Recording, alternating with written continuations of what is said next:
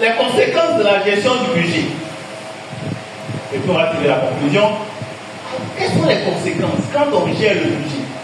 Quand on gère le budget, on va se rendre compte que souvent les ressources même qu'on a, souvent ça ne suffit pas pour faire face, c'est pas ça, à la dépense. Alors il y a deux leviers. Il y a deux leviers. Quand on dit levier, bon, c'est un terme mécanique, c'est-à-dire il y a deux boutons qu'il faut appuyer pour régler le problème. Nous sommes maintenant dans les conséquences. On a vu la gestion du budget, on peut voir les conséquences. C'est-à-dire, j'ai écrit mon budget. Chaque mois, voilà mes ressources, voilà les charges. Et quand je fais là, je m'assois pour faire l'évaluation, pour voir est-ce que j'arrive vraiment à couvrir les charges. Et généralement, souvent on constate que c'est pas facile. Pas facile. Et souvent, le thème des gens disent, ah, vraiment, souvent, on a du mal à jouer les deux coups. Là, c'est l'expression que les gens disent à ici. Oui, les deux coups là, pour les jeunes, là, il y a deux leviers que nous avons. Le premier levier, il faut réduire les dépenses. Il faut regarder dans les dépenses, quelles sont les dépenses qu'on peut réduire. Si on avait consacré 20 000 francs au loisir, c'est-à-dire les sorties dont on a parlé là, si on avait consacré 20 000 francs à ça, de toute façon, on voit, on dit non. Maintenant, là, on sortait 2 fois, on va se dire ce fois. C'est pas comme ça. Hein? Donc, on consacre par là. On va prendre des postes à postes et puis on va voir. Mais il y a des dépenses qu'on ne peut pas réduire. Dîme là, on ne peut pas déjà réduire. On peut dire, c'est ça. On ne peut pas réduire la dîme. On ne réduit pas la dîme. Il y a des dépenses qu'on ne peut pas réduire. Donc, ça, il faut bien voir ça. Le loyer aussi, il ne peut pas réduire. Le monsieur dit sa maison de 100 000 francs, c'est 100 000 francs. Il ne peut pas réduire. Mais ce que tu peux réduire, tu réduis. Mais quand tu réduis, même tu regardes, même c'est pas trop ça. L'autre bouton qui nous reste, et qui est vraiment le meilleur bouton, c'est quoi? C'est d'augmenter les ressources, les revenus. Il faut travailler, il faut réfléchir pour augmenter les revenus. Ça y est dans notre pouvoir. Sinon, le loyer là, c'est pas ta propre maison là, ça n'est pas ton pouvoir. Tu ne fais pas attention, mais il va t'envoyer un papier pour dire j'augmente le loyer là. Tu vas réduire ça comment? Quelque chose, non seulement on ne peut pas réduire, mais il est capable d'augmenter un matin. Un jour, je suis venu du travail, mon époux dit, ah, le propriétaire a envoyé un avis là. Je dis, mais les gens là, ils savent que c'est. Je dis, il faut me donner 2 mois. Je regarde, je dis, bon, il faut augmenter le loyer. Et il dit, mais tout augmente. Et puis j'ai dit, ça ne va pas régler le problème. Elle dit, mais comment ça? J'ai dit, non, les plaintes, les voix, ça ne peut pas régler le problème. Ce qu'il nous faut, c'est de prier pour avoir pour nous. Et pour avoir pour nous, là, on va prier pour que c'est nous révèle des stratégies. On va augmenter les ressources. C'est tout va avoir pour nous. C'est tout. Sinon, les loyers, là, va continuer de grimper. Le marché, avant, 3 000 francs suffisait. Mais maintenant, il faut 5 000. Il faut 6 000. Tu peux réduire ça? Les denrées, là, continuent d'augmenter. Quand on était encore plus petit, on était gelon. Mais il y avait sac de riz de 50 kilos. Pour trouver 50 kilos encore de riz comme ça. Hein? Il n'y avait pas 25 kilos, on dit 22,5, c'est quoi ça? Mais tout ça, c'est pour qu'ils gagnent beaucoup d'argent. C'est pour gagner beaucoup d'argent qu'ils font ça. Voilà, on dit riz parfumé, et nous aussi on aime des choses comme ça. Riz parfumé. Voilà, l'autre même. À la moitié des riz de luxe. Et puis c'est ça qu'on va payer. Mais ça va coûter. Et ça coûte cher. Ça, on ne peut rien faire là-bas. On ne peut pas réduire ça. Ça va continuer. Le lendemain même, s'ils veulent, ils vont mettre encore dessus. Tu vas te plaindre, ça ne va pas aller quelque part. Mais ce que tu peux faire, dis Seigneur, donne-moi l'intelligence, la sagesse pour avoir les ressources. Et puis le Seigneur va te révéler ça. Et quand il va te révéler, tu dois avoir d'autres ressources là. Si on dit ça fait tel montant, tu as la ressource pour payer. Est-ce que tu as un problème encore? Tu vas louer le Seigneur librement. Donc voilà les conséquences. La première conséquence, c'est que on constate que les charges n'arrivent pas vraiment à être totalement couvertes. Donc il nous faut chercher des leviers. Le premier levier, on l'a vu, c'est bon, mais ce n'est pas suffisant. Réduire les dépenses. Le second, c'est d'avoir les ressources. Et parfois les ressources, je reviens sur l'investissement dans la formation, dans notre formation. C'est pour ça qu'on doit se former. Parce que si on ne se forme pas, on ne cherche pas à s'informer. On ne va pas voir qu'il y a des opportunités qui sont autour de nous. On peut même servir facilement. Moi, un jour, mon épouse m'a dit, ah chérie, j'ai appris que l'eau que les gens coupent là, moi, je n'ai pas acheté la machine. Il dit, mais c'est bon, donc la machine, c'est combien? Elle dit 35 000. Elle a acheté la machine. Mais moi-même, il conseille aux gens, il faut faire tout ce que tu peux faire, mais je suis surpris de ce que la machine, vous pouvez l'eau 2 à 25 ans. Les gens l'ont monté en 2 jours, combien? C'est 100%. Et l'eau là où on prend, c'est mon compteur là on prend. Mais ce qui est extraordinaire, c'est que dans les 100 francs 25 qui rentrent, elle livre par paquet. Je ne sais pas combien, à 50 francs, à 500, quelque chose comme ça. Les femmes qui prennent ça en gros pour aller voir en détail, elle-même elle en met dans le frigo, elle va en détail. Et bien c'est pas souvent, je regarde là-bas, quand on entre côté, je regarde un peu. Et je vois ce qu'ils ont dit. C'est formidable. C'est formidable. C'est-à-dire, il y a des choses que nous, on ne voit pas. Et pourtant, ils peuvent venir accroître le pays. De sorte qu'un jour, on peut être coincé. Et puis, nous qui mobilisons peut-être des centaines de mille, ce jour-là, tu es coincé, même si tu n'as pas 10 000 francs. Mais là-bas, tu peux trouver 20 000, tu peux trouver 50 000 pour faire face à une charge, à une dépense. Voyez, si on multiplie la réflexion comme ça, vous allez voir qu'on va pouvoir faire de grandes choses. Je termine pour dire que le Seigneur nous a confié une famille. Et cette famille-là, elle a besoin d'être épanouie. Elle a besoin de se développer. Si moi je suis infirmier, il faut que mon enfant devienne docteur. C'est une image que je donne. Oui.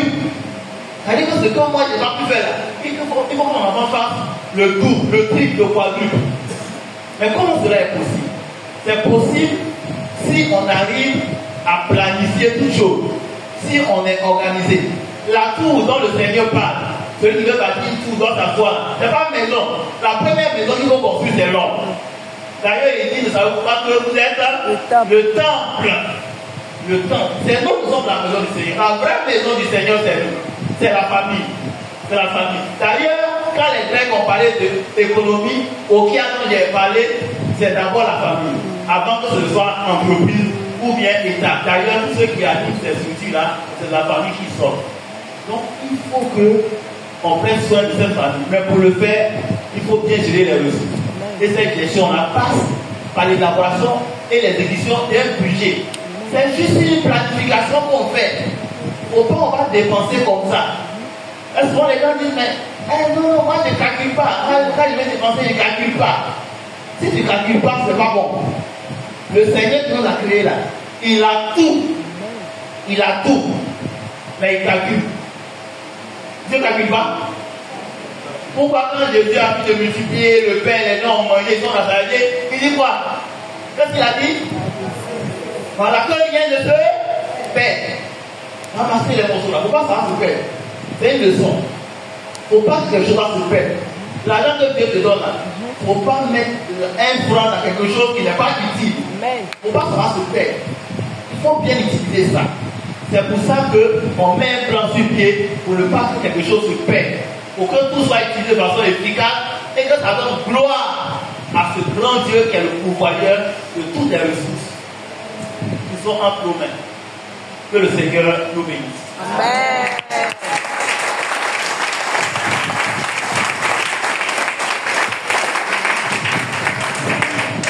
Ok, je vais donner le micro à la présidente pour des questions éventuelles. Merci, papa.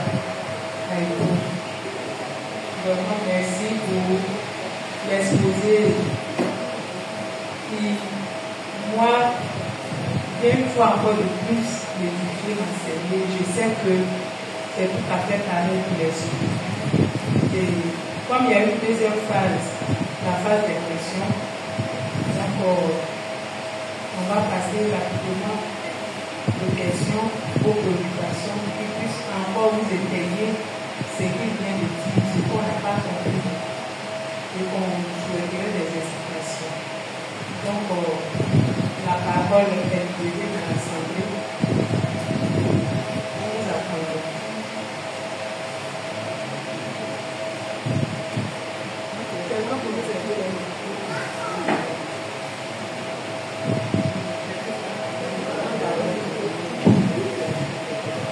Alors, bien aimés frères et sœurs, chers parents, sentez-vous libre, posez des questions qui vont nous permettre d'expliquer un certain nombre d'affaires.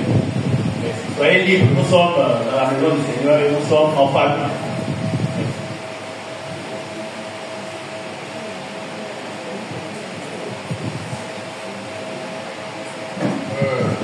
Merci homme de Dieu pour cet exposé. Mais je voudrais juste avoir un exemple d'un budget sur la base d'un salaire, d'un revenu,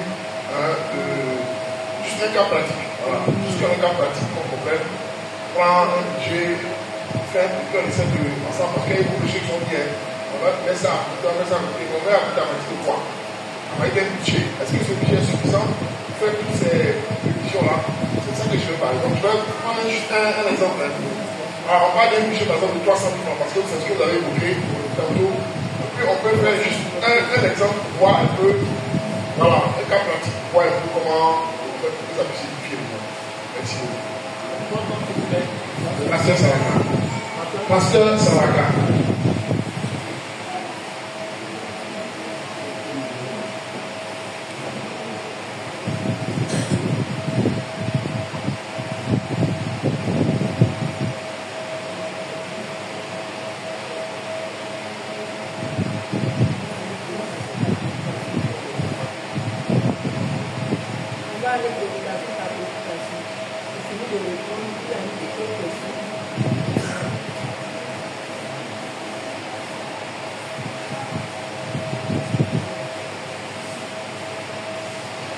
Alors, merci pour la question. Effectivement, nous avons fait un cas pratique ici pour un budget pour un revenu de 300 000 francs. Nous avons supposé que cette personne-là est salariée, qu'elle a 300 000 francs et qu'elle n'a pas d'autre type de revenu. Ce que nous avons mis ici au niveau des recettes, salaire 300 000 francs, prime, bureau. Bon, elle n'a pas d'autre revenu, c'est 300 000 francs qu'elle gagne. Et nous avons commencé en mettant d'abord le logement au niveau des dépenses, et les recettes sont à gauche, et puis les dépenses à droite. Le logement, 70 000 francs, voilà. Le transport, 30 000 francs. Impôt et dîmes, 30 000 francs. La nourriture, là on prévu une somme de 80 000 francs. Énergie, tout ce qui est eau, gaz, électricité, 20 000 francs. Téléphone, 10 000. Donc là on prévu banque, c'est-à-dire ce que la personne gagne en épargne. Bon, là on n'a pas mis le montant. Éducation, 20 000 francs pour les dépenses des enfants. La santé, nous avons mis 10 000. Divers est prévu 10 000. Et puis nous avons prévu renforcement de capacité et création d'activités génératrices de revenus, 10 000 francs. Et puis épargne, 10 000 francs. Et quand on fait le total de tout ça, ça nous donne la somme de 300 000 francs. Je signale que le budget s'équilibre toujours en recettes et en dépenses. Voilà. Vous avez, si c'est 500 000 francs, si vous avez reçu 500 000 francs, il faut que vous tirez tous les 500 000 francs. Oui, tous les 500 000 francs. Mais si vous devez faire de l'épargne, il faut le prévoir pour dire qu'on va enlever tel montant. Mais tout doit être utilisé. Quand il est utilisé, ça ne veut pas dire qu'on dépense tout. Parce que quand vous voyez ici, les charges quand nous avons mis imprévu, 10 000 francs. Bon, on a mis ça, c'est pas les choses qu'on utilise, c'est quand il y a un imprévu. Voilà. épargne, 10 000 francs. Et puis, renforcement de capacité, c'est-à-dire que si les membres de la famille, papa et maman doivent aller sur des conférences, des formations, 10 000 francs. Vous voyez que cet argent n'est pas utilisé directement. C'est l'argent qu'on met de côté. Donc, si vous voulez bien, sur les 300 000 francs, on va avoir au moins 30 000 francs comme ça qui ne seront pas véritablement utilisés sur le champ. Voilà, on peut mettre de côté. Alors, quand vous voyez les 70 000 francs que nous avons mis là, c'est significatif. Pour le loyer, je veux dire, votre loyer ne doit pas dépasser le tiers de vos revenus. C'est-à-dire que vous ne pouvez pas mettre plus de 100 000 francs pour quelqu'un qui gagne 300 000 francs dans le loyer. C'est pas possible. Et vu que là même, on n'est même pas arrivé à 100 000, on a mis 70 000. Excusez-moi, même si la maison de 70 000 est petite, mais restez là d'abord. Restez là d'abord. On ne peut pas, pour 300 000 francs, aller prendre le loyer de 150 000 francs, et puis bon, le Seigneur est fidèle, on va jongler les 150 000 francs. Dans les 70 000 francs, nous sommes partis là-bas du fait qu'on ne peut pas consacrer plus du tiers de vos revenus au loyer. Est-ce que c'est bon? Voilà. Et puis tous les autres calculs que nous avons fait, bon, a dit, là on ferme les yeux. C'est le Seigneur qui pourvoit. 300 000, ça fait 30 000. Il n'y a pas de réflexion à mener. Alléluia. Ah. Voilà. Voilà. Ok. Oui,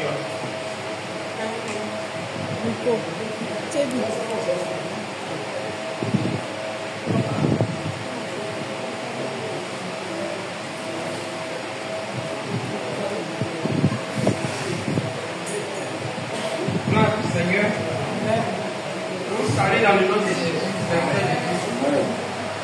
je veux dire, à la marquette qui m'adresse, à la marquette qui pas bon appétit.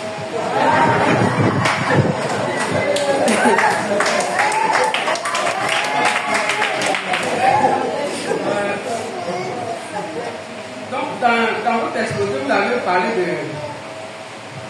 notre richesse.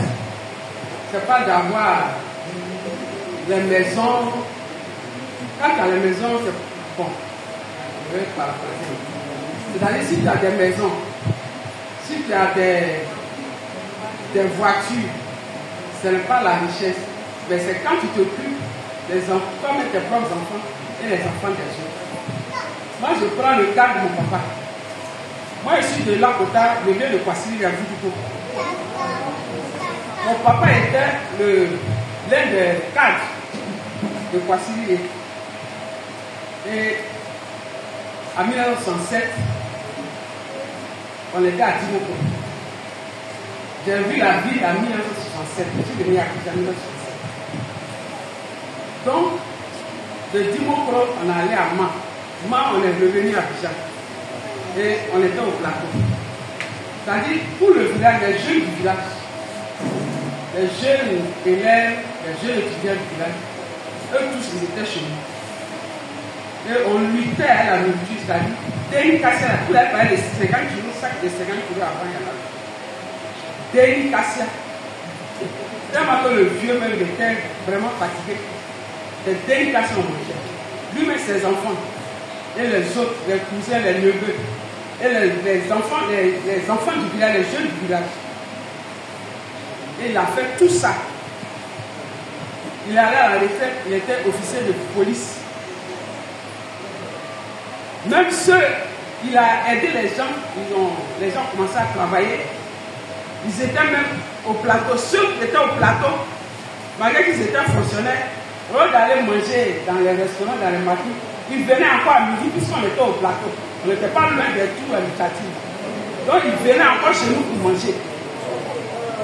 Et le vieux, il n'a rien eu. Il n'a pas réalisé, sauf la maison qu'il a construite au village.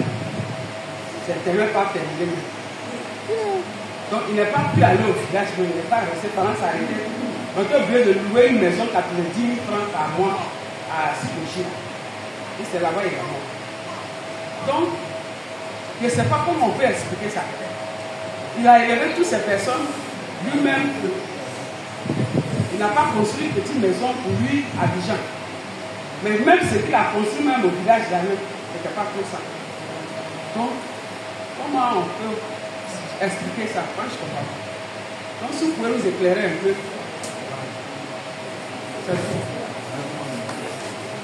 Merci, maman. Merci. Que Dieu vous bénisse et qu'il vous protège. Ce que la maman pose comme préoccupation, c'est quelque chose de très important. Ce qu'elle dit, je sais ce que c'est, parce que mes parents aussi m'ont vécu ça. Mon père, lui, bon, il a pu avoir une maison psychologie à Mapoli.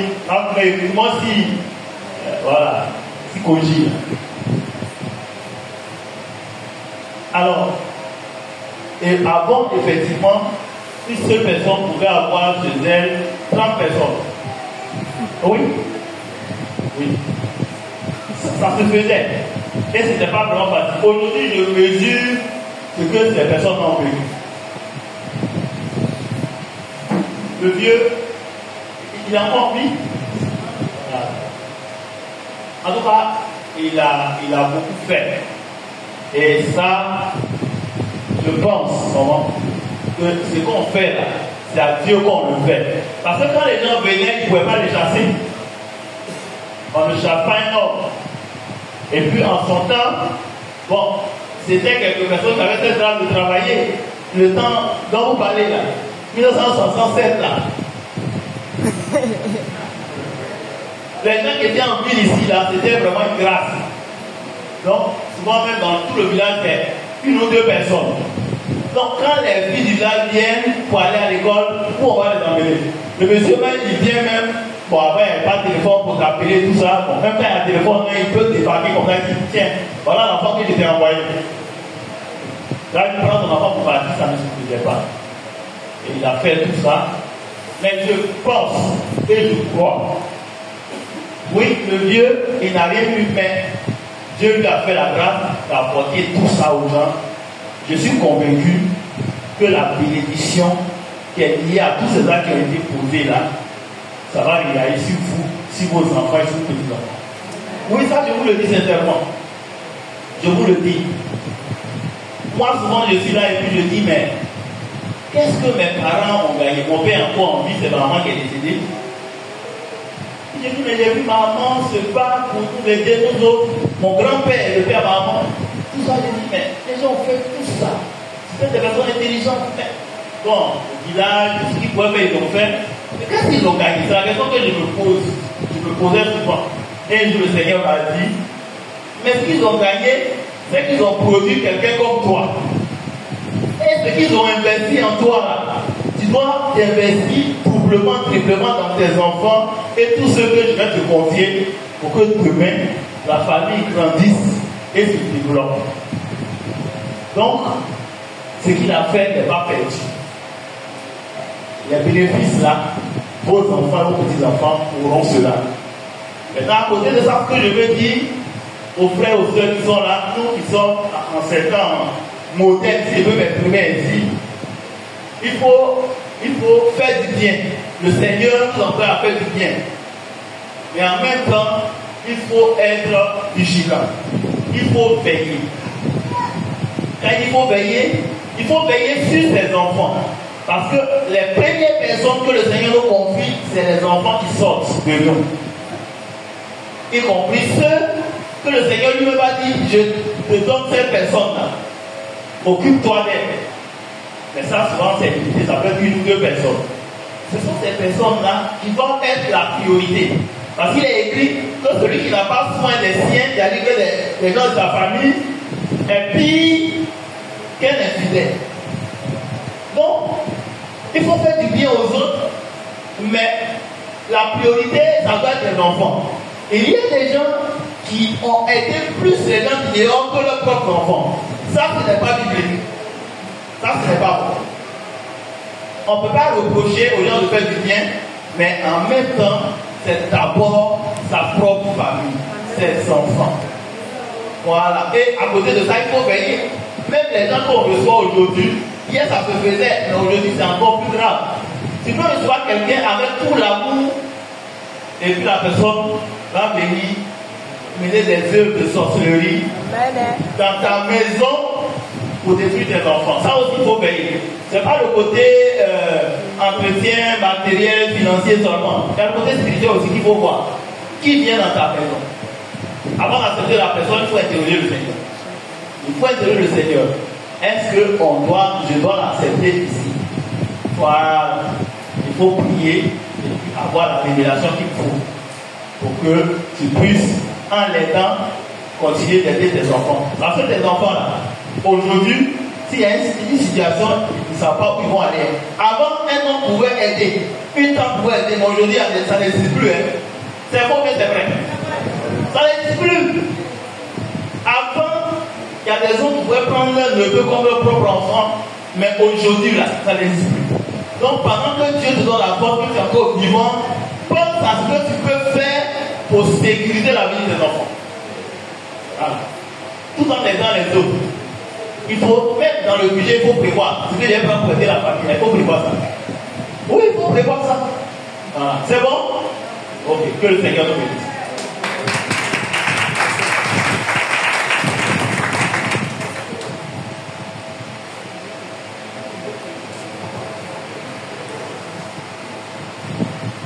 Merci beaucoup pour m'avoir donné la parole en ce jour. Il faut dire que j'ai béni le nom du Seigneur pour tout ce que nous avons écouté aujourd'hui grâce à vous. Et par votre exposé, je peux dire que je serai comment orienter à mon budget. Ma question se situe au niveau de la création d'un projet. Et dans dès l'entame de votre exposé, excusez-moi, votre nom. Excusez-moi, on va c'est Cédric Kra. Comment? Cédric Kra. Kra, oui. Allez-y, allez. Voilà, dès l'entame de votre exposé, vous avez parlé de la réalisation d'un projet. Que quand vous avez commencé, vous n'avez pas assez de moyens, mais par des prières et autres, Dieu vous a orienté. Il faut dire que ma question est la suivante. Une personne qui veut créer un projet, mais qui n'a pas les moyens de pouvoir les réaliser. J'aimerais que vous me donniez des directives ou des orientations au niveau spirituel et aussi au niveau physique. Comment le faire? Parce que nous avons coutume à soutenir que nous avons des projets, mais nous n'avons pas les moyens de pouvoir les réaliser. Voilà. Merci beaucoup. Ok. Alors, merci, cher frère Kra. C'est une très très bonne question. Oui, nous sommes dans un environnement où on pense que pour réaliser un projet, il faut beaucoup d'argent. Mais parce que tu n'as pas beaucoup d'argent et que tu veux faire le projet que tu veux faire là, c'est pour régler un problème. Je veux faire ce projet parce que je me dis que par la grâce de Dieu, ça va m'aider. Ça va me permettre d'avoir des revenus pour m'aider et aider ma famille. Maintenant, si pour réaliser ce projet-là, on doit encore se donner notre problème qui est comment je vais trouver 10 millions, c'est pas la peine. Alors, nous, le travail que nous faisons, l'accompagnement que nous apportons aux gens, nous leur disons toujours que en matière de projet, il ne faut pas mettre l'argent devant. Et ce qui est difficile chez nous, c'est tous les Ivoiriens, on s'assoit là et puis on dit, on a un projet, mais c'est l'argent on cherche, sinon c'est le projet là. Et pendant qu'il en a dit ça, ça fait 5 ans qu'il a ce projet, il n'a même pas commencé. Mais 5 ans, si tu t'étais assis pour réfléchir, tu allais voir que tu peux commencer le projet. Les gens que je vous prends, il y a des jeunes, d'ailleurs même souvent ils n'aiment pas se former. Quand ils sont plus allés à l'école, on leur dit former pour un métier ou bien quoi, ça ne les intéresse pas. Bon, il y a d'autres, dès qu'ils sont allés se former, sans faire de pain, comme boulanger, ou bien pâtissier. Il y a la pâtisserie là. Il faut tel montant. Ou bien la boulangerie, il faut 50 millions.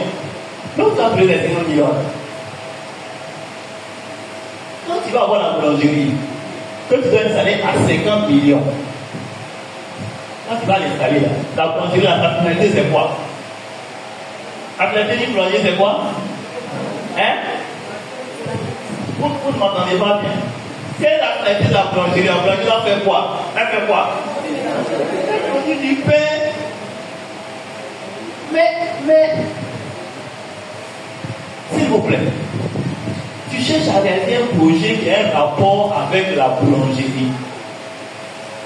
Et puis, tu attends d'avoir 50 millions pour installer une boulangerie. Alors que le besoin des gens, c'est pas qu'il y ait boulangerie, hein, c'est qu'il y ait du pain. Donc, en fait, il y a des connaissances qui nous manquent. Un projet n'a de sens pour initier que sur la base d'un besoin ou des besoins qu'on a constatés. Ce dont les gens ont besoin, c'est le pain. Et si on va plus loin, du pain de qualité. Donc, au lieu de chercher à avoir 50 millions, moi je suis dans le pain. Qui est bien placé pour vendre du pain que moi? Je vais aller vers une boulangerie et dire bon, vos pains là, je vais les vendre. Vous comprenez bien? Je vais vendre vos pains là. Si on vend la baguette à 150 de là-bas, ils ne vont pas vous donner à 150. Vous savez combien vous donner? Hein? À 125. Et souvent même à 100 francs, mais à 110 francs. En tout cas, vous allez avoir au moins 25 francs par baguette. Regardez ici, là, dans ce quartier-là, vous allez voir des familles qui mangent du pain chaque matin, mais chaque jour. Et souvent, la boulangerie est un peu loin, bien les gens sont obligés de se déplacer. Mais si quelqu'un peut venir à l'heure où vous avez du pain pour leur livrer ça, vous croyez qu'ils vont refuser la personne? Moi, j'aime beaucoup lire les journaux. Mais il y a des fois où je passe même pas devant un kiosque à journaux. Mais il y a un monsieur qui passe dans le quartier. Quand il vient de prendre moins 2 ou 3 journaux, vous recevez, il quitte là-bas et puis vient, ce dont j'ai besoin là, il vient dans ma maison, je prends ça. Vous voyez? Donc, tu peux commencer à vendre le pain. Et pour vendre le pain là, on ne te demande pas un capital. Peut-être que les nouvelles moyens qui s'installent, ils vont dire bon, il faut venir, tu vas donner l'argent du pain que tu vas prendre. Sinon, le système qui est en cours là-bas, que je connais très bien, parce que moi-même je l'ai fait, et puis j'ai écrit des projets pour les gens dans ce domaine-là. Le système qui est en cours, c'est que les gens te donnent le pain, tu t'en vas livrer, et tu t'en vas encaisser le lendemain, tu viens leur verser leur argent, et même ils prennent les retours. C'est-à-dire que les 200 pains que tu as livrés là, s'il y a 5 qui n'ont pas été achetés, tu leur retournes ça, ils ne comptent pas ça dans ton argent. Qui connaît ce système? Qui sait ça? Qui connaît ça? Ça existe. Ça existe. Moi-même qui vous parle à l'effet kiosque, à café, j'ai vu ce qui se passe dedans. Il y a un jeune monsieur qui me livrait du pain. Mais lui, il se mariait, ses parents, ses beaux-parents étaient étonnés. On dit, mais il est un simple livreur de pain. Et puis il se marie. Et puis il est à son mariage. Mais j'avais pitié de ces personnes qui étaient en train de parler comme ça. J'avais pitié. Souvent les Ivoiriens, on a un comportement qui fait pitié. Livrer pain à tes ailes. Travail à son sein. Qu'est-ce qui est écrit dans le proverbe? Tout travail procure l'abondance. Tout travail. C'est le corps là qui n'est pas bon. C'est l'escroquerie qui n'est pas bon. Mais travailler, tu as fait dedans. Il y a les femmes qui vendent galettes et qui construisent des meubles. Donc, ce frère-là, il était tellement dynamique. Quand il marche comme ça, on dit un soldat. Mais parce que c'est un soldat, la Bible dit que le sort d'un homme sur la terre est comme celui d'un soldat. Et ses jours comme ceux d'un mercenaire. Maintenant, on marche nonchalamment dans la Bible comme si on avait tout le temps passé sur la terre ici. Il faut travailler, il faut se battre. Il pouvait livrer, Alain pouvait livrer 600 à 1000 pains par jour. Il était toujours à 1000 paix par jour. Quand il dit 1000 paix, c'est plus que ça. Mais ce que les gens prennent, c'est 1000. Prenez 25 francs. Faites-moi le calcul rapidement. 25 francs par baguette. 1000 paix. Ça fait combien? 25 000 francs. Faites le rapport au poids. Vous allez voir ce que ça fait. Combien? 750 000. C'est quel fonctionnaire qui a ce gagnement-là? C'est ça qui est notre problème. Et aller gagner plus d'argent que ce mec qui travaille à la blanche, qui était en fourneur. À la blanche, il y a plusieurs métiers. Hein. Ceux qui mettent le pain dans le four là, on les appelle les enfourneurs. Ceux qui font le pétrissage. Hein? Voilà. Il y a ceux-là, pétrisseurs. Il y a comment ça fait, qui est à la caisse, etc. etc. Voilà. Et tout cela, si on t'a trop donné 750 000, mais lui, il paie là, il a au moins 750 000 francs par mois. Est-ce que vous mesurez bien? 750 000 francs par mois. Si son projet de faire boulangerie là, il va faire boulangerie là. 750 000 francs par mois, il n'a qu'à mettre combien de côté même? 250 000. Il n'a pas mis ça de côté. Parce qu'il peut plus gagner 50 000 francs quand même. Par mois. 250 000 francs, c'est tout en son temps. Hein? Il y a au moins pratiquement 20 ans en arrière, ce que j'en ai vous dire là. Mais 250 000 francs là, l'année ça fait combien? Dis-moi, ça fait 2 millions 5. C'est pas ça? Ça fait 3 millions. C'est ça non? 3 millions là. 3 millions par an. C'est ça? 3 millions par an. Si maintenant c'est 1 million par an. Mais en 2 ans, 3 ans, il a 9 millions. Je vous assure, qu'est-ce qui se présente devant les Libanais? Même à 5 millions, il fait un four. Il fait 20 millions, il a 5 millions, ils vont lui donner ça. À crédit, ils vont lui donner. S'il veut vraiment faire boulangerie, là, il va le faire avec cette stratégie. Il n'a même pas besoin d'un capital pour commencer à vendre le pain. Vous me suivez? Donc on peut entreprendre, quand les gens on peut entreprendre sans argent, il y a dans qui lui dit là, vous jouez. On ne joue pas, c'est la vérité. C'est la vérité. Moi qui vous parle, je l'ai fait plusieurs fois. On ne joue pas. On ne joue pas. Après la crise de 2010, 2011, où tout était mélangé, quand on est revenu là, il y a des soucis qui me devaient de l'argent. Quand j'ai fait le plan là, j'avais au moins 1,5 million dehors. Mais je voyais les encaissés, il n'y avait pas une qui a pu enlever 10 000 francs pour me donner. On levait la crise. 2011. Qui a vu ça? Les parents. Voilà. C'est les plus jeunes qui n'ont pas vu ça. 2011. C'était vraiment difficile. Et un jour, je me suis assis, mais Seigneur, je vais faire quoi? Et le Seigneur m'a dit, mais ce que tu sais faire là, c'est ça que tu dois faire. Ça, tu sais former. Et j'ai pensé à un futur où je devais aller pour une formation. J'ai pris mon stylo, j'ai toujours marqué de là avec moi, j'ai écrit le projet de formation, mais je n'ai pas prendre ça comme ça pour aller dans le gens, il faut saisir. Mais finalement, je n'avais même pas l'argent pour aller saisir. Quand je fais le point, c'est au moins 6 000 francs. Vous n'avez pas ça. Mais Dieu nous a tout donné. Le jeune qui fait ça, c'est celui que je fais tous les documents. Et l'esprit m'a dit, mais ce jeune-là, il te fait confiance. Qu'est-ce que tu vas dire là-bas? Je suis allé dire mon petit, il dit non, il ne faut même pas parler. Si c'est dans 2 mois, il faut venir payer. Il a tout fait, il a saisi, il a fait les revues en 3 copies.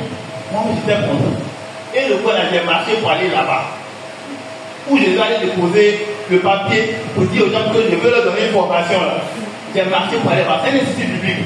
Je suis allé là-bas, j'ai marché pour aller. Quand je suis arrivé devant les machines, quelque part, je me suis bien essuyé. Et puis je suis monté. Au 4e étage, quand je suis monté aussi, il y avait 6 heures.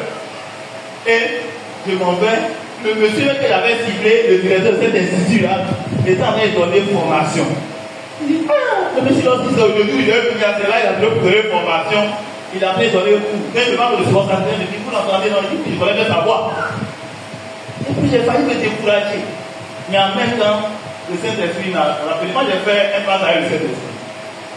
Non, ne se décourage pas. L'opportunité est là. Et quand je m'apprêtais à prendre la première marche pour descendre l'escalier, y a quelqu'un qui me interpelle par derrière. C'est d'abord le monsieur. C'était un de ses collaborateurs. Je regarde. Il dit, ah, hey, excusez-moi. Vous êtes confondu avec quelqu'un. Il dit, hey, c'est une affaire comme ça. On confondu avec quelqu'un. D'abord, il dit, non, il n'y a pas de problème. Et puis, il dit, mais, absolument, on s'est déjà vu une fois, mais on n'échangeait pas. C'est elle, le directeur que échangeait. Il me dit, mais vous êtes venu pour quelque chose? Je dis, oui, j'aime voir le directeur, mais il est au bout. Il dit, oui, il est au bout. Mais, dites-moi, ce pourquoi vous êtes venu le voir, c'est personnel? Je dis non. En fait, je suis venu le voir en tant que directeur, donc c'est pour la future. Il dit, dans ce cas, venez m'expliquer avant. Voilà l'opportunité. Je rentre dans son bureau, on s'assoit, et je lui explique ce que j'ai conçu. Le monsieur me regarde, il dit, ah, vraiment Dieu est sauce. Qui l'a levé? C'est toi ou c'est moi? Dans tous les cas, il a levé nous. Il va me dire qu'en fait, il cherchait quelqu'un pour le former. En tant que pasteur, c'est quelqu'un qui est très intelligent. Les gens ont souhaité pour être président de sa mutuelle au village là-bas, mais ses chars ne lui permettent pas d'être président. Mais en même temps, il a vu qu'il peut être leur conseiller. Mais pour le faire, lui, il n'a pas fait le chômage, il veut se former et puis être conseiller, et puis conseiller aussi des frères qui veulent évoluer dans le domaine des ONG. Et il cherchait une formation vraiment adaptée, mais c'est un peu des gens de son temps. Il cherchait quelqu'un qui a la compétence pour le faire. Mais quand il m'écoute là, il sait que j'ai ça, que je peux le former. Donc la personne qui cherchait depuis 2 ou 3 ans, c'est moi. Je dis, ah bon? Mais enfin, je vais faire mon cœur. Ah bon? Si c'est toi que je cherche, mon jeune frère, vraiment j'ai une bénédiction. Alors on va prier. Et puis on prie. On finit de prier, il me dit, bon, il faut me faire une offre. Et puis tu viens avec ça. Mais le montant qu'il faut, on va discuter, on va s'entendre. Ah non, même si tu es senti là. Je suis allé m'asseoir, j'ai écrit ça. Jusqu'au soir, il est fini. Oh, c'est des choses qui peuvent t'appeler mais 2 jours quand tu n'es pas inspiré. Mais j'ai fait l'offre. Le lendemain, je me suis présenté. Je m'en vais, il était occupé. Il a demandé à quelqu'un de prendre l'enveloppe pour lui. Et il prend l'enveloppe, il m'appelle. 2 jours après, on se rencontre. On se rencontre. J'ai fait l'offre. C'était une formation personnalisée. J'ai mis 650 000 francs. Et il me dit, j'ai vu le contenu, mais c'est très bon. J'ai pris les 650 000 francs, mais je peux trouver 500 000 francs. 500 000 francs. Dieu est fidèle, Dieu est trop grand. 500 000 francs, à l'heure là, pour des gens qui ne doivent même pas me payer 10 000 francs. C'est des millions pour moi. Et il me dit, comment ça se passe? Il dit en général, on fait d'abord de la moitié et puis mais après l'esprit me dit non, c'est un homme crédible, dis-lui qu'on peut compter. Il me dit bon, il attend quelque chose, il va trouver plus en compte. Je lui ai dit non, homme de Dieu, on va commencer la formation. Il dit ah bon? Il dit oui, on va commencer. Si vous êtes prêts? Il dit mais demain même, je suis prêt. On est arrivé à la télé, chercher les opportunités, je n'avais pas eu d'autres opportunités. Je suis venu faire la formation. Il avait dit qu'il n'avait pas de l'argent, il attendait de l'argent. Mais quand j'ai fait la première séance, je suis sorti de son bureau. On s'est retrouvé 2 jours après. On arrive, parce qu'on prie avant de commencer, on veut prier, on finit de prier et il nous tend une enveloppe. Il dit vraiment, j'attendais de l'argent, mais ce que j'ai entendu là, je n'ai pas écouté les choses, sans rien donner. Je regarde dans l'enveloppe 100 000 francs, il m'a dit de regarder. 100 000 francs, je dis bon, après le reste, on va voir. C'est comme ça que de l'argent avait démarré. Je n'avais pas d'argent quand on lui de la crise. Mais, voyez, ce que je sais faire, j'ai utilisé ça. Ce n'est pas tous les projets. Quand un projet fait 10 millions, il faut le laisser. Ou bien il faut bien réfléchir par quoi est-ce que je peux commencer, comme j'ai pris le temps de la projet. Est-ce que c'est bien noté? Voilà. Donc c'est possible. Ça se fait. Papa. D'accord. Oui, c'est prêt. Est-ce que c'est bon? Voilà. Mais après, on pourra se voir. Voilà, il y a beaucoup d'opportunités. Après, on pourra se voir par rapport à ton domaine.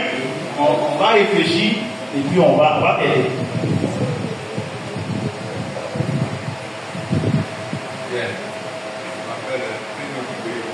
Comment? Monsieur Prignon.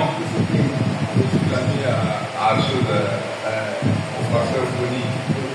Je veux remercier ce matin parce que hier il a insisté. Je n'ai pas trop de choses à dire, mais je suis très content parce que j'aimerais même savoir votre nom parce que j'ai été éclairé. Moi, j'ai une petite activité où il va souvent. Ça, j'ai insisté. Bon, comme moi, je suis chrétien catholique, j'ai fait la première messe. Comme il va commencer à 10h, après la première messe, avec les 33 marches. Alors, vraiment, et je suis très content, parce que moi je suis policier à la retraite. Je n'ai jamais assisté à un enseignement comme ça. Mais il a insisté. Vraiment, je le remercie. Je ne sais pas pourquoi c'est pas. Moi, après, c'est quand j'ai pris ma retraite, je suis donné du conseil, du bon faire. Je fais des petits marchés sur la rue. Oui. Donc, j'ai dit, bon, écoutez, moi, je fais comme un chez moi. Oui. Et puis, comme j'ai travaillé à Côte d'Ivoire avant d'être policier, alors,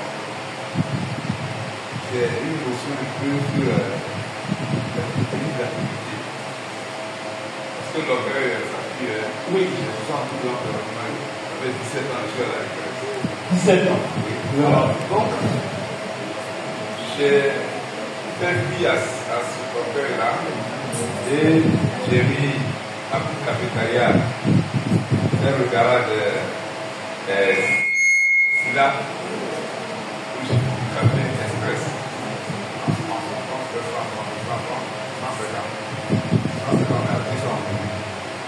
Alors, moi, je m'en sors, ça ne me dit rien, ma pension, mes enfants, bon, comme vous l'avez dit, c'est pour ça que je vous remercie, je vais prendre mon moment. Les enfants, c'est un investissement. Moi, je n'ai pas construit. Parce que je ne sais pas montrer mon village avec mon bras rouge. Non, non, non. Parce que si le monsieur qui est là, il va dans mon village, vous voyez, mais plus le doigt, il avait des cibles, il a construit une villa. Mais où est-ce que je vis? C'est ce vieux-là, il nous a dit. Non, moi, je n'ai pas construit. Après, c'est une investition des enfants. Franchement. Parce que j'ai 5 filles. Et mes parents m'ont dit que vous sont des toutous. J'ai dit, donc, comme vous dites que sont des toutous, je vais faire d'elle comme des garçons. Donc, après, je suis policier, je suis sur le grade d'adjudant, mais je ne les regrette pas. Les enfants, 5 filles, un garçon avec la même femme. Vous voyez? Alors, donc, je suis là. Alors, ce que mon frère vient de dire, vraiment, c'est mettre de l'ordre dans les finances. Moi, je suis un grand chercheur de femmes. Ouais, je disais au pasteur, non, moi, je dis au pasteur Olivier que oui, vous savez, c'est les femmes que nous cherchons qui gâtent l'économie. Franchement, c'est nous qui ne pouvons pas, c'est pas la femme. Elle a besoin de passer une vidéo. Et qui dépense?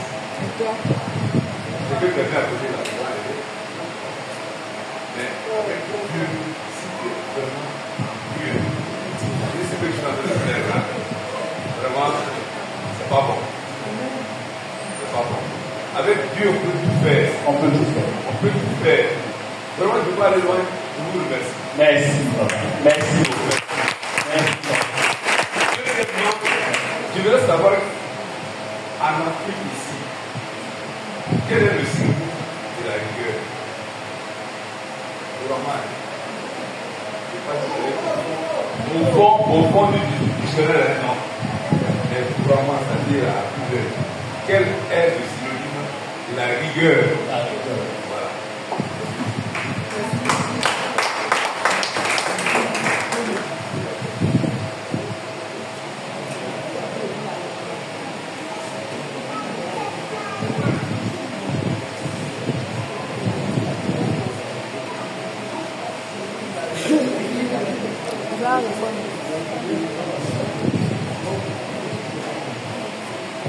Voilà, je remercie d'abord le royaume de nous remercier, puisque nous sommes tous invités à prendre la parole. Moi, si je prends la parole en tant que travailleur, retraités et les travailleurs. Voilà. Il y a des constats que je fais. Par exemple, vous avez demandé que le budget familial soit coordonné avec madame et les enfants. D'abord, avec les enfants de quel âge? Parce que quand je suis d'abord célibataire, je prends une femme et jusqu'à 2 enfants, je peux me permettre de faire certaines choses, mettre un peu d'argent de côté. Si je suis chrétien, je reviens, parce que le conférencier a dit qu'il est chrétien depuis sa naissance. Moi, je n'étais pas chrétien depuis ma naissance. J'ai été chrétien après 40 ans de monde, moi. Donc, je connais les deux côtés. Quand on est chrétien, on a peur de Dieu. Il y a un certain comportement qu'on a. Ça permet de classifier certaines choses. Ça ne veut pas dire que quand on n'est pas chrétien, on n'a pas peur de Dieu. Mais il y a une autre manière d'avoir peur de Dieu. Parce que lui, il est pratiquement des chrétiens, il n'a pas cherché femme. Il a dit, moi je cherche beaucoup de femmes. Lui, il n'a pas bu d'alcool. Moi j'ai bu de l'alcool très tôt. Donc ce n'est pas la même gestion de la chose. Tu ne vas pas voir quelqu'un qui n'a pas la crainte de Dieu évangélique, peut-être les catholiques, qui va faire un programme avec sa femme et ses enfants de tout ça à la maison. Où est mon honneur? Est-ce que les enfants auront du respect pour moi quand je vais dire que je touche à ça, tout ça par moi? Voici la maison que je paye, voici l'eau que je paye, voici 50 francs que je vais donner à maman pour aller au marché. Ça, c'est vraiment difficile. Et puis quand je reviens sur les 300 000, les 300 000 peut-être dans une sous-préfecture, tout ce qu'il a dit. Hein. Parce que les 300 000 à maison,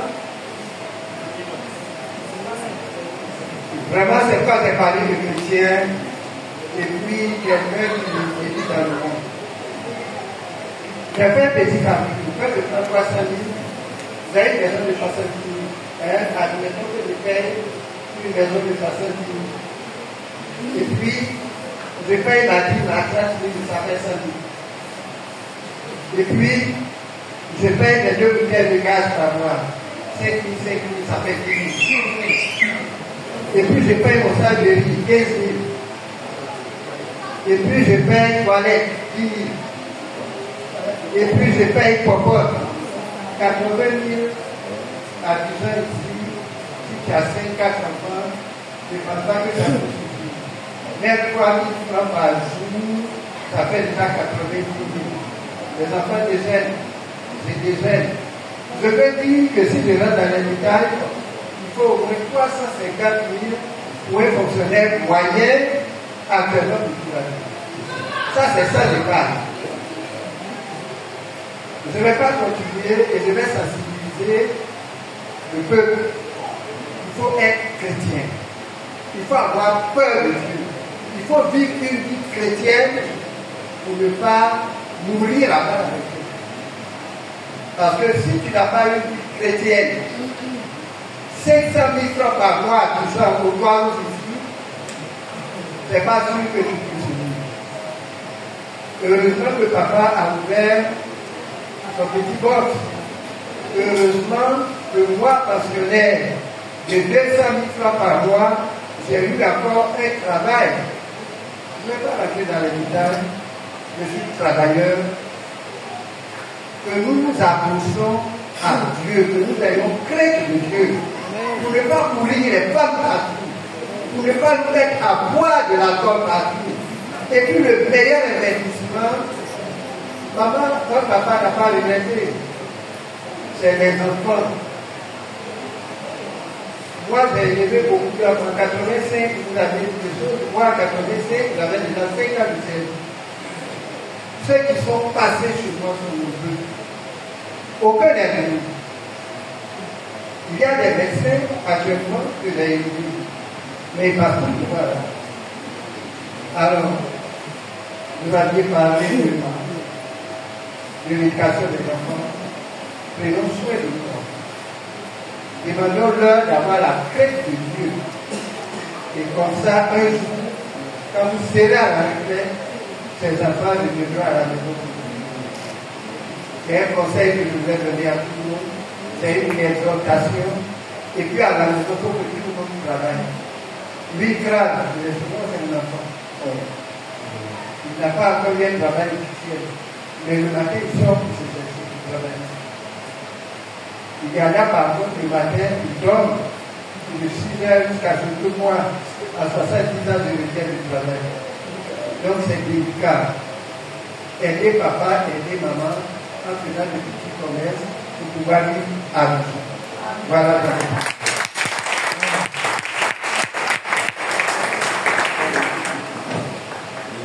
Alléluia. Que Dieu nous bénisse. Oh oui, d'abord on va répondre. La joie qui nous a pris est grande parce que les deux personnes qui viennent de parler, ce sont nos papas. C'est des anciens. Moi, la fois dernière, je disais à mon neveu, qui est chez moi, le fils à mon grand frère, qui a eu le bac l'année dernière, j'ai fait un BTS. Je lui disais, je ne sais pas où vous êtes quittés, et qu'aujourd'hui, quand on parle, ça ne rentre pas. Moi, papa, bon, moi, j'avais 12 ans quand je suis chrétien. 12 ans. J'étais en bas de cette village. J'avais 12 ans. J'étais beaucoup attaché à mon petit oncle. Et puis, les deux papas ont parlé de femmes. Mon petit oncle allait chercher une femme au centre de santé du village. La petite sœur de la sage-femme. Elle était chrétienne, assemblée de Dieu.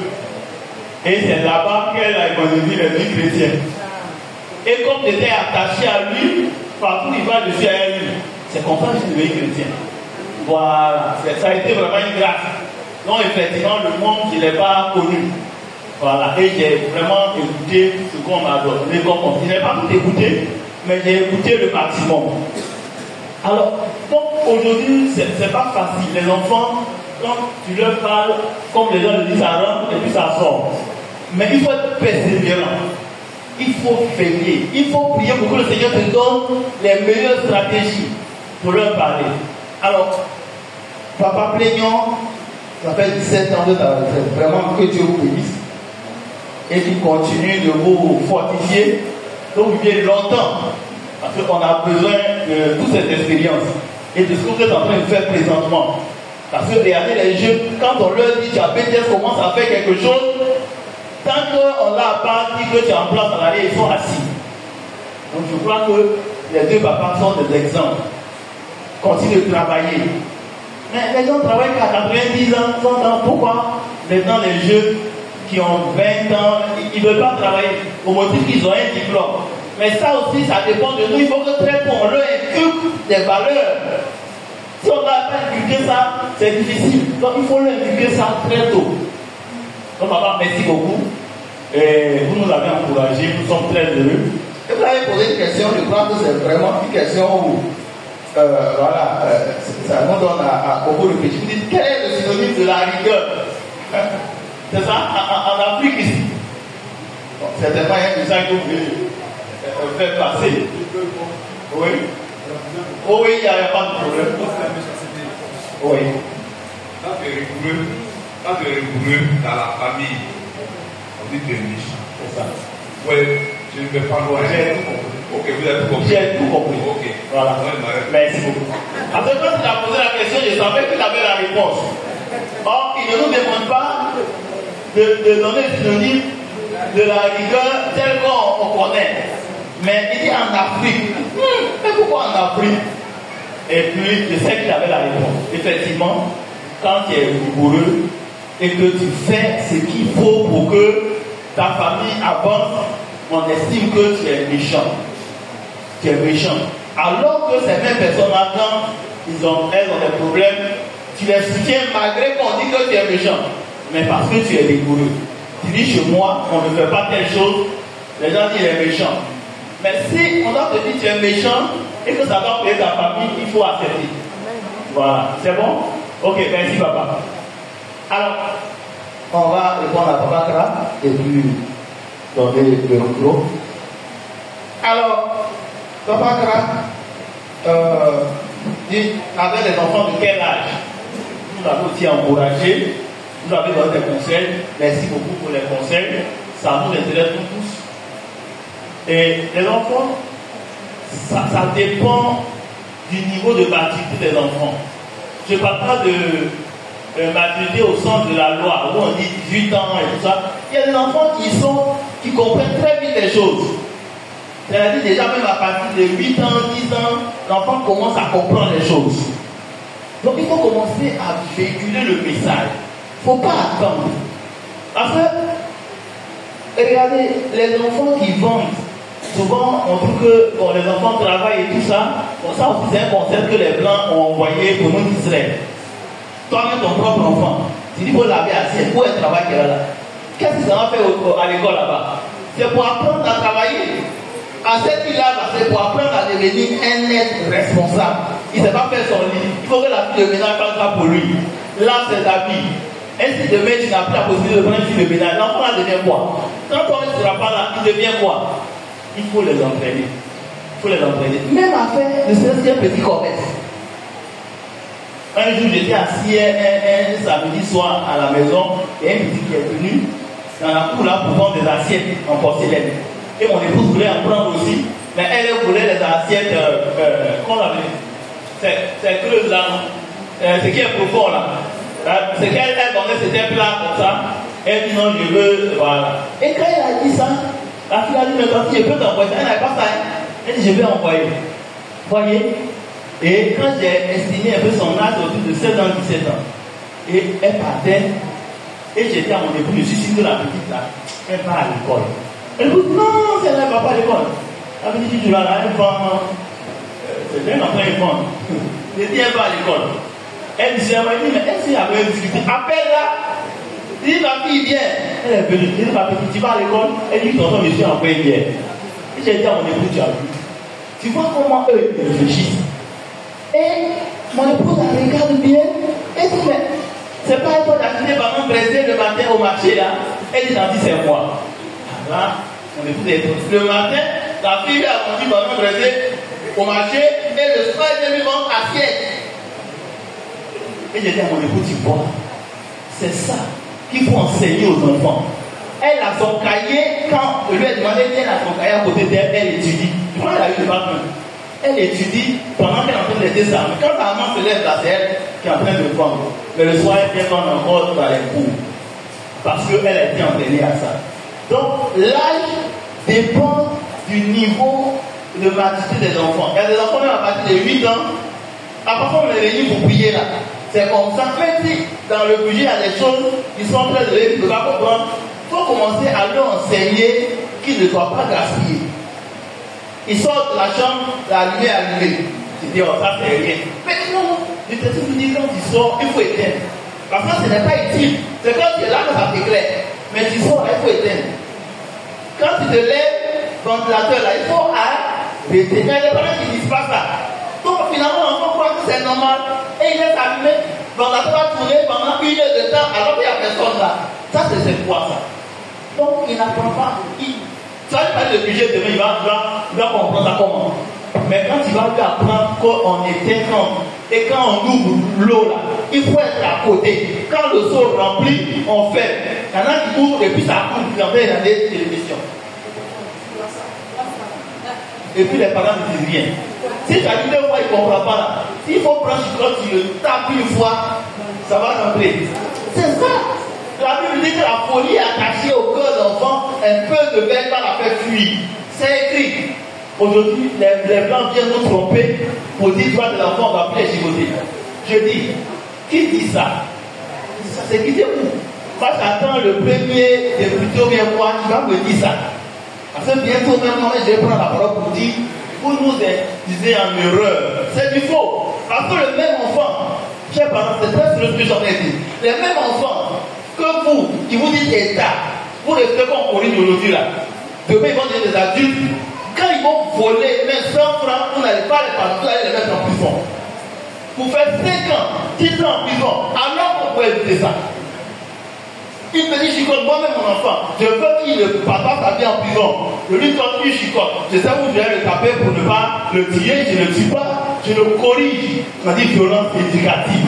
C'est thème inventé pour nous maintenir dans la domination, pour qui continue de nous dominer. Les chrétiens ne doivent pas accepter ça. Il faut ouvrir son esprit. Alléluia. Que le Seigneur nous bénisse. Peu de Dieu, il faut t'acclamer très très fort. Vraiment, vos réactions demandent combien de fois cet enseignement a fait un déclic dans vos esprits. Combien de fois ça vous a touché. Mais le Dieu, il est le Dieu des circonstances et des temps. On ne va pas l'arrêter, on va canaliser un peu. Parce que la jeunesse n'est pas encore fait entendre. Et je vois les voix là-bas. Et donc on va prendre au moins 2 personnes.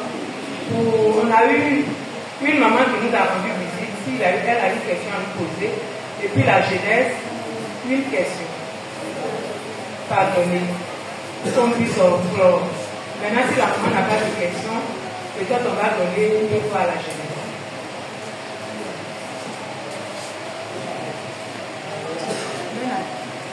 On passe à la vie. Comment gérer le budget? Nous sommes commerçants et dans le moment de l'activité ne marche pas. Et c'est du jour au jour, nous on a l'argent. Et je voudrais savoir comment on peut orienter la stratégie qu'il faut. Parce qu'on n'a pas la stratégie, on dépense comme ça. Donc si comme je peux donner la stratégie pour nous les commerçants, comment gérer le budget, comment cette saisir, c'est Madame Aloya. Aloya.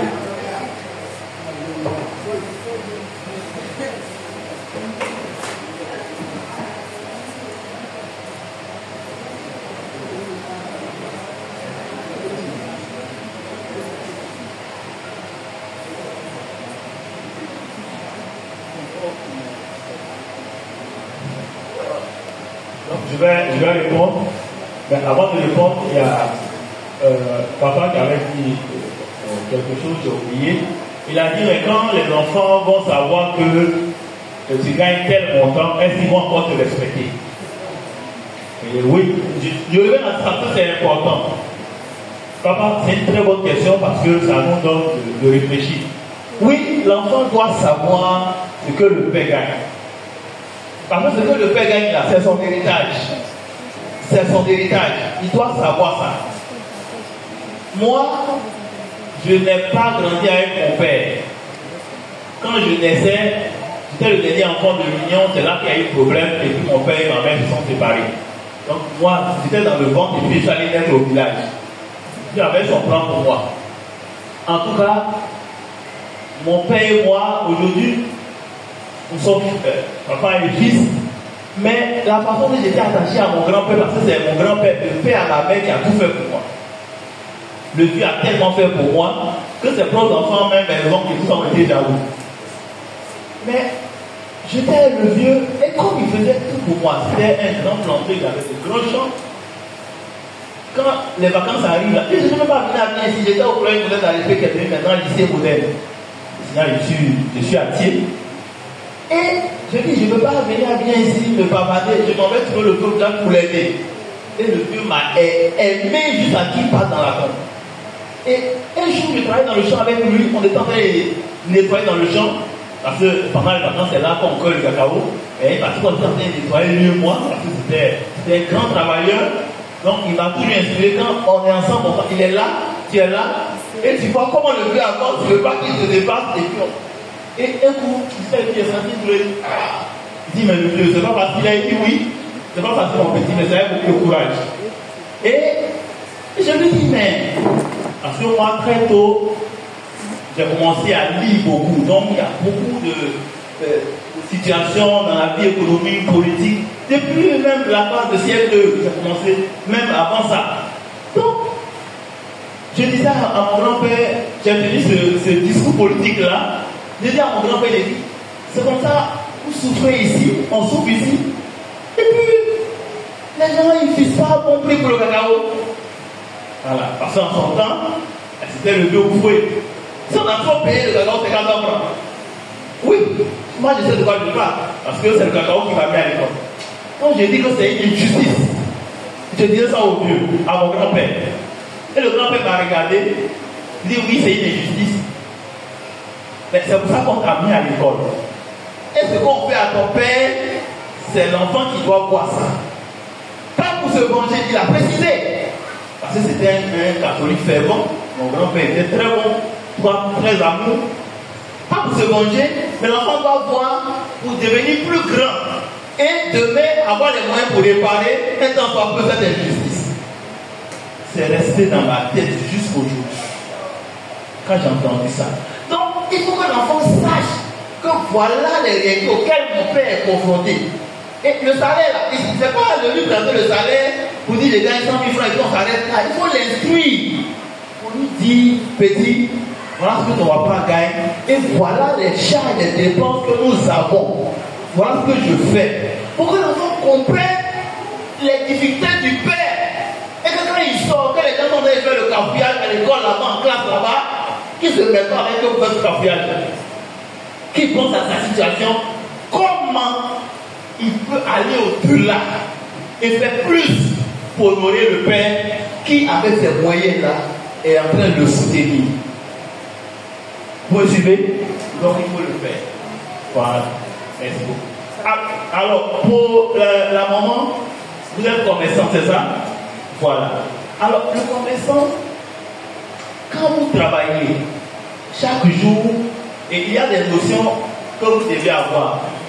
La recette que vous avez, vous savez que ce n'est pas votre bénéfice qui est là. Vous devez aussi vous asseoir pour voir combien vous mettez chaque jour pour... C'est quoi vous demandez, excusez-moi?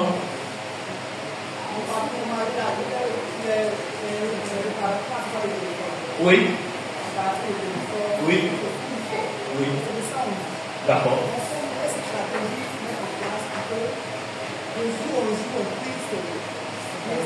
Très bien. Très bien. Donc, monsieur répare les téléphones, les trucs électroniques et tout ça. Voilà. Alors, quand il fait ce travail-là, il faut aider-le.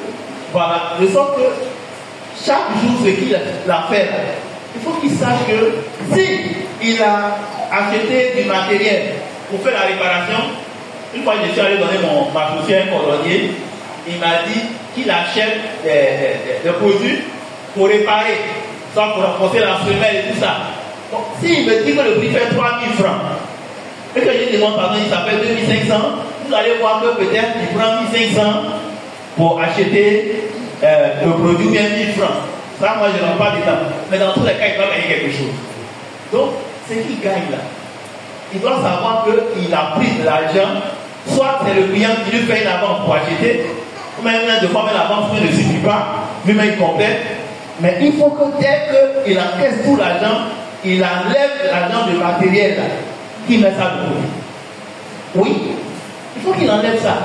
De sorte à ce qu'à la fin de la journée, il sache ce qu'il a eu comme marge. C'est cette marge-là, c'est ça qui est son salaire. C'est son salaire par jour. S'il le faut même, s'il peut carrément mettre ça de côté. Ou bien, si on a besoin de ça pour faire face aux charges de la maison, alors combien il faut mettre de côté pour qu'on puisse faire face aux charges de la maison? Si c'est chaque 2 jours, 3 jours faire de marché, dans ce qu'il gagne là, qu'est-ce qu'il faut mettre de côté? Il faut faire cette réflexion-là. Parce que si on n'a pas mené cette réflexion, alors on va dire, bon, aujourd'hui il n'y a pas d'argent, ou bien demain on va attendre demain, alors que si on est organisé, alors on peut le faire. Ou soit, si Dieu fait grâce, et qu'il a trouvé un fonds, un fonds de roulement, cet argent-là, il doit l'utiliser, c'est ça qu'il utilise pour acheter tout ce qui est matériel et tout ça. Maintenant, chaque fois qu'il a un gain, cet argent-là, il doit mettre ça de côté. Bon, ça, c'est quelque chose qui est beaucoup technique.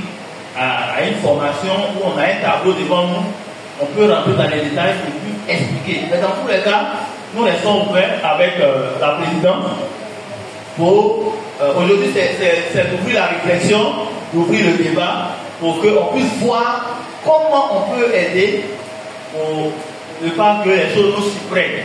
Voilà. Parce que là, par exemple, il fait un travail chaque jour. Ça veut dire que la maison dépend de lui, c'est ça? Totalement. Voilà. Donc, il faut veiller pour ne pas qu'on ne souhaite pas, s'il y a une situation, la maison soit bloquée. Donc, il y a aussi ce qu'il faut faire. Donc, mais je crois que dans un accompagnement, on pourra le faire. Merci.